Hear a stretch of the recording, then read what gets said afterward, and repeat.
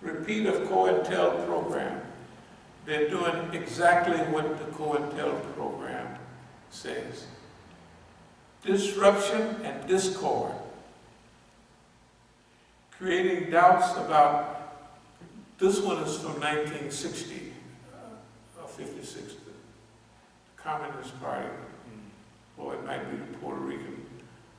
Anybody read the COINTEL program from those days? They have one for 56, one for 1960, 68 for black people, 68 for SDS, white people, and then, so this one, they're doing by verbatim. Disruption and discord, creating doubts about wisdom of supporting As-Sabiqun movement, trying to cause defections. Well, the people that's on my team, they can't have no effect. Questioning the use of community money. This one, the clown came in and said that I was stealing money from the community. As we go along, I'll show you, well, I've showed you 1,000 times, where I went out and paid 48,000 something, let's say $50,000 just a few years before on their taxes. Then 6 months after this, in June, I paid another $24,000 on stuff they had accumulated. They accumulate stuff from weeds and all of that stuff, and I come from here and pay it with our money. And he accused us of stealing from our account, DC account. Ain't nothing in Oakland. The only money in the DC account, in the Oakland account, is money we put in there. Over a period of a few years, we put $35,000 in that account in cash, and then I gave Mukhtar, I have the notes and the dates, I'd give him $7,000 here, $7,000 there. Plus he never, I don't know what he did with the books, I don't know what he did with the oil, I don't know what he did with all of that. Now remember, they didn't pay for oil, they didn't pay for books. We paid for books, we paid for oil, and we bought most of the property around here because we worked. In boxes like that, I told Mukhtar, get a box and go around. You know, this statement was, I couldn't make it, the car needed brakes. He never went anywhere. All the time he was acting as a man. And then he thought if he blamed us, St. Clarence, then I would get mad. That's what people were saying. Third outburst, we already went. This is the one where I give the Juma and he runs off, he snatches a zakat box and runs off.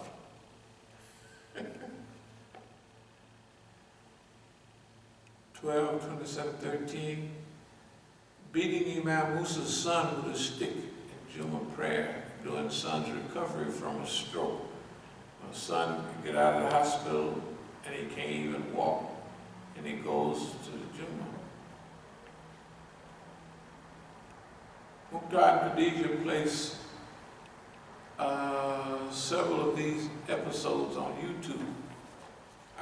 Some people saw that Mukhtar actually hit my son. My son is 3 times as tough as Mukhtar. Everybody knows that. Break in Imam Musa's house, that's on 1638. 25,000 cash stolen, all records, all of my California records, notes and receipts documenting Oakland branch's financial transactions, stolen, copier, duplicator, and computers, all gone. After break-in, Mukhtar goes to the Secretary of State in California armed with all official numbers. He attempts to change all official papers for Masjid al-Islam, his name. And that's what the court said when we beat the case in court. They bring the people from the county, and they said, and they show on the wall, this is a picture of who owns the property, Masjid Islam. And it has Clarence Rings. They said, yes, somebody came and tried to change and put their name on the deed. We told them you can't change the name on the deed unless you get a new deed. But they have his name, Mukhtar, so-and-so, for service. You know what I mean? So he would take that name for service, and he would take anything else that he could get from Sacramento, and he would pop it up and say, I run the show. Now, it's not he doing that, the police is giving him that. Because the police had to tell him, okay, we've taken his board of directors. When I opened the thing in 81, I had a board of directors.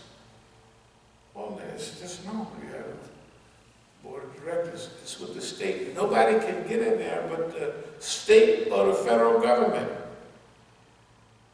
So when I go to Sacramento and I ask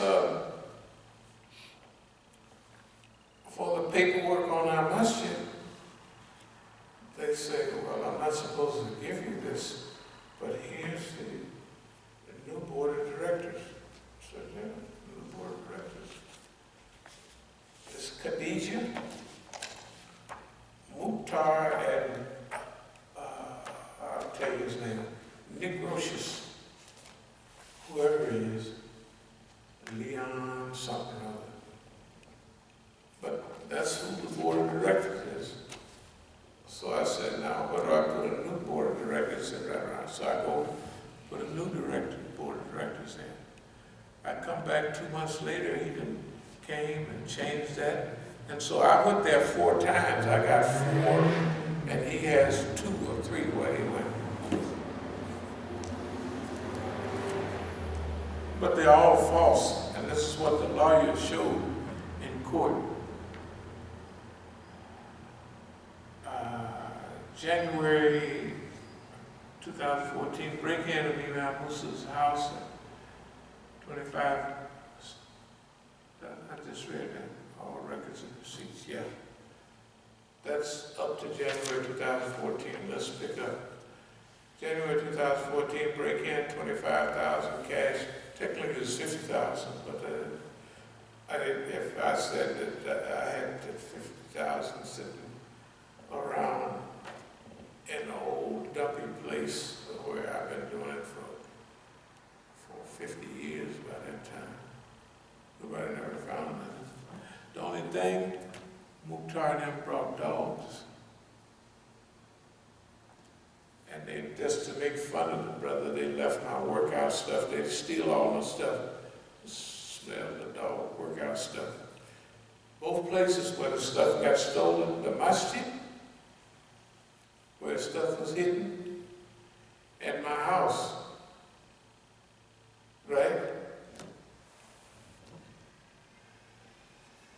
I told y'all that, like if there was a dog in here, and you vacuum,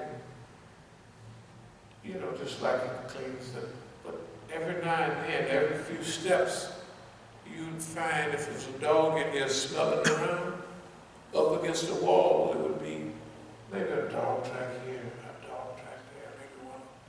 So he said, oh, they brought the dogs in. That's how they got my stuff. That's how they got my stuff in my house. And then, just to show how they did it, they had all my workout, my sweat gear and everything, and they set it at the back door of the masjid. You know, and it would be easy to figure, oh, this is my workout stuff. That's how they found they had a dog, smell all around, and found everything. You know, that's pretty smart. I don't even think they did that, needed to do that. 10,000 copies DVDs, CDs, 4 flat tires on the van. Did I ever show y'all the flat tires on the van? Okay, I got them doing a whole new thing, maybe some other time. Some interruptions of a wonderful educational inspirational program. Repeat of unsubstantiated accusations. Mukhtar calls Oakland police on both of Imam Musa's sons. That's in the first month. And he opens the door for the police, given the police probable cause in case of finding of illegal substance such as drugs and guns. Nothing illegal was found. Guard dogs were impounded. This is that case right here. He calls the police, and I have moved my sons to the apartment above the school. He calls the police and says that I'm the caretaker here. And there's 2 guys staying upstairs that have guns and drugs. I have the legal paperwork that says he said that. And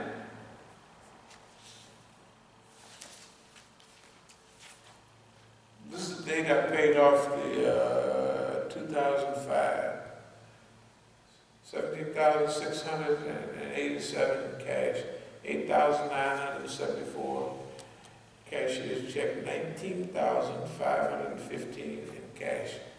That had added up to $48,000. Okay. This is the one where they 423 abdul-alim, Mata and Peter, and this says Gada.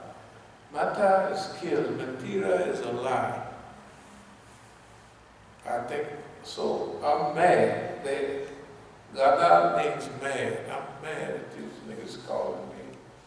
This time of night, I just got back from Oakland, 10:15 p.m. Metro. I spent $5. At 4:22, so Oakland 12:30, that means, yeah. I left at 12:30 and I get there at DC at 10:15. By the time I get and go to bed, they call me at 2 o'clock.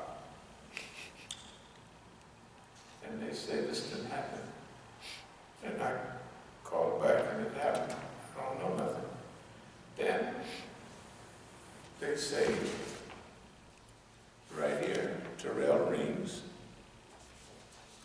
My grandson, police identified shooting victim found in East Oakland. Man found shot death on Monday morning. The other one says 6:15. Another one says 6:20. You know, the police report. But when they called me, don't nobody know this. Nobody found it. Well, guess what? I showed everybody that. Ain't nobody saying nothing. This is a murder. Now, do you think the police have heard? Maybe I've did this 20 times. Do you think the government monitors our programs? Okay, that if they got a tip on a murder, why ain't nobody looking into it? Isn't it strange that when my son is shot, poor fellow is shot 6 times, sliced with a knife, army knife at that, you know, where it's got them ridges in that boy. And when you pull it out, you be pulling out little pieces, you know what I mean? The flesh be coming out of your eye. Now, is it possible for that to happen with no ambulance report that we know of? Maybe they wrote up one later. One thing for certain, in the hospital, there's no police report, no ballistics, no nothing. And the county, the police is housed in the hospital. It's the county hospital. They got a police station in the hospital. And I asked the doctor, she was explaining what happened and what has happened medically. I said, well, there been any ballistics or any tests or anything? The bullets? No, nothing. I said, ain't been nothing. No, I said, so there's no ballistics. I said, is there usually? Yes. I said, fine, no problem. None. Okay. Now, is that possible and is it legal? Does anybody have a right to do that? Does the government have a right to arrange circumstances like this? Or they just happen? Now, the paperwork in Sacramento, we can't get into, it can't be an accidental. You and I cannot get into the paperwork in Sacramento, like going to the state vault or records. You and I can't get in there. The only people can get in there is the state government and the federal government. And the federal government has to hand them some warrant and say, we can do whatever we want here. And they got to comply because it comes from the NSA or it comes from the FBI, right? So that means all of this stuff. Can the United States government deny me the right to come into the United States? You know what they said? We're not denying you the right to go into the U.S. We saying you can't board the plane, that's all. So I just made up stuff now. Oh, no, you can just get you a piece of paper. So I went to the embassy. That's where they told me to go. But you were supposed to go to the consulate. Guess who was waiting for me at the door? The Consular General of the United States in South Africa. Oh, that big old heavy-set guy, you have to go to the Consul General, but it just so happens that I'm the Consul General. The boy is there waiting for the brother. See, all of this stuff I can't fix up. I have no authority to fix this stuff. Okay. I talked about 4 flat tires, right? The guards, probable cause, they give the dog. Mukhtar shoots and kills the guard dogs after they didn't call them later on. And there's paperwork on this all in a trial. And in the trial, when the white folks heard what Mukhtar did, you know, when a hush, because the way Mukhtar describes it, well, he's describing the school almost like the Masjid. So, yes, I came in, I loaded my gun. You know, like suppose a preacher said, I went into the church, and when I got in the church office, I loaded my gun, put it, loaded my magazine, then I had to put the other magazine in my pocket, then I walked into the church. What would the people think? You were going into a church? So the white lawyer said, showed that there's a school around here, there's this, that. They said, and you went into a religious center and loaded a gun and then walked around? Yes, and then what happened? I opened the door and I saw the dogs. She didn't even ask, did you know the dogs was there? Of course, my son didn't even call them. Damn fool. They were, you know what I mean? It's so ridiculous. Anyway, the white lady said, so what did you do? Did you saw the dogs? Did you close the door? And she says, no, I walked on in. So I said, wait a minute. You were afraid of the dogs? Yes. And you didn't close, did the dogs prevent you? Did they run up and stick their feet in the door, No, I walked on in. And then what you do? I felt afraid again, so I shot them. Bang, bang, bang, bang. And then what did you do? Well, I went through the screen door, the other doors, security door, them. Got a few bars and it's got a thick screen on it. And you went outside through that door, yes. And then what did you do? Well, I turned around and I shot each one of the dogs again. If the jury is white, there ain't no niggas on the jury. They could have, if the judge would have turned their head, they'd have lynched that nigga right there. The dogs were of no threat, and he said that he told me, I said, yeah, I killed your dogs. That's when the judge told me. Anybody got a sense? If you go in a place and you scare the dogs, right, and you see them, right, most people exit and get the heck on out of there. Ain't nobody gonna keep on hanging around. And why would we're giving Juma? What is he doing down there anyway? Right, we're giving Juma. They come to the Masjid and get me and say, hey, something's going down at the building. Let me finish here. Mukhtar shoots dogs. The police fully cooperated with Mukhtar by not treating 8006 as a crime scene. They let everybody come and go except me.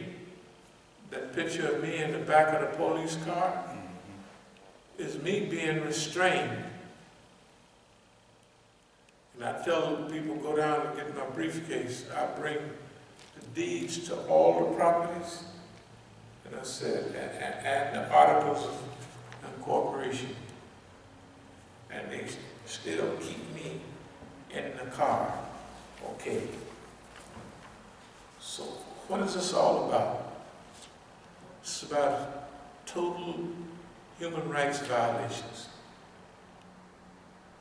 Our rights as human beings being violated over and over and over again by the United States government, by the OPD, by the DC police, by everybody all the time. That's what the litigation list is about.